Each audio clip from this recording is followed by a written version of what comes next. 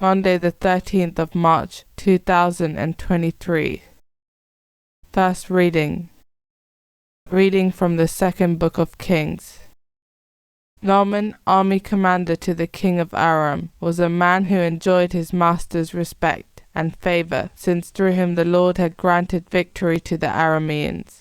But the man was a leper. Now on one of their raids, the Arameans had carried off from the land of Israel a little girl who had become a servant of Naaman's wife. She said to her mistress, "If only my master would approach the prophet of Samaria, he would cure him of his leprosy." Naaman went and told his master. This he reported is what the girl from the land of Israel said. "Go by all means," said the king of Aram, "I will send a letter to the king of Israel." So Naaman left, taking with him 10 talents of silver, 6,000 shekels of gold, and 10 festal robes. He presented the letter to the king of Israel. It read, "With this letter I am sending my servant Naaman to you for you to cure him of his leprosy." When the king of Israel read the letter, he tore his garments. "Am I a god to give death and life?" He said that he sends a man to me and asks me to cure him of his leprosy. Listen to this and take note of it, and see how he intends to pick a quarrel with me. When Elisha heard that the king of Israel had torn his garments, he sent word to the king, "Why did you tear your garments? Let him come to me, and he will find there is a prophet in Israel." So Naaman came with his team and chariot and drew up at the door of Elisha's house. And Elisha sent him a messenger to say, "Go and bathe 7 times in the Jordan, and your flesh will become clean once more." But Naaman was indignant and went off, saying, "Here was I thinking he would be sure to come out to me, and stand there, and call on the name of the Lord his God, and wave his hand over the spot, and cure the leprous part.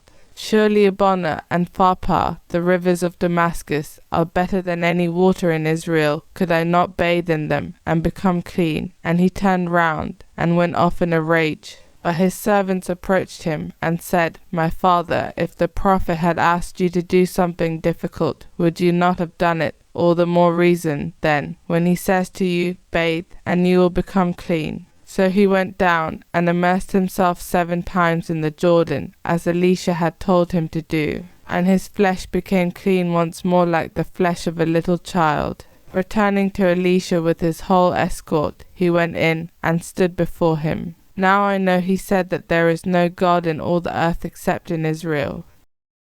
Responsorial Psalm. My soul is thirsting for God, the God of my life. When can I enter and see the face of God? Like the deer that yearns for running streams, so my soul is yearning for you, my God. My soul is thirsting for God, the God of my life. When can I enter and see the face of God? My soul is thirsting for God, the God of my life. When can I enter and see the face of God? My soul is thirsting for God, the God of my life. When can I enter and see the face of God? O send forth your light and your truth. Let these be my guides. Let them bring me to your holy mountain, to the place where you dwell. My soul is thirsting for God, the God of my life. When can I enter and see the face of God? And I will come to the altar of God, the God of my joy. My Redeemer, I will thank you on the harp. O God, my God. My soul is thirsting for God, the God of my life. When can I enter and see the face of God? Gospel acclamation. Praise and honor to you, Lord Jesus. Now is the favorable time. This is the day of salvation. Praise and honor to you, Lord Jesus. Gospel. Reading from the book of Luke.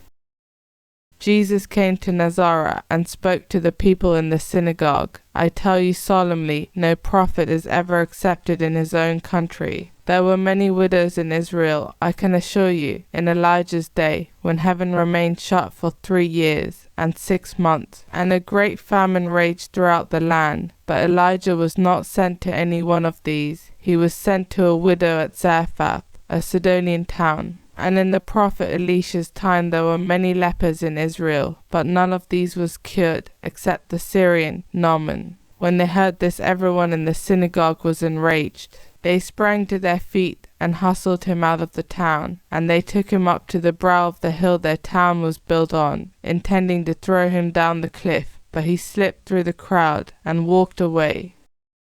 Gospel of the Lord.